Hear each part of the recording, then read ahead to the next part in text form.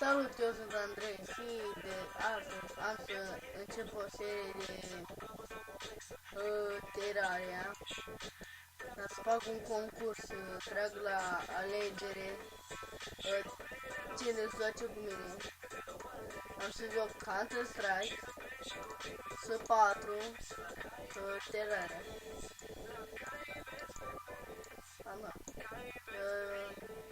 Am să mai joc Team Fortress 2. Dar nu mai am mai riscat că mi-a reformatat calculatorul.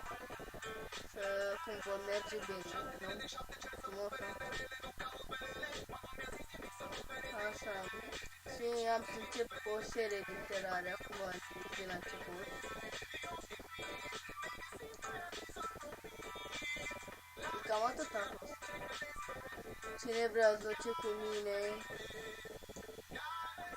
ori fac eu concurs, ori mă contactați pe adresa de Messenger.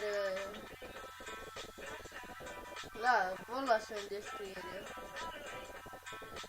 Vă las în descriere când mi se mai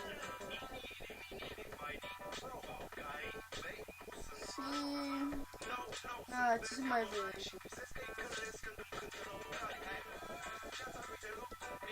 Cam nimica. Da.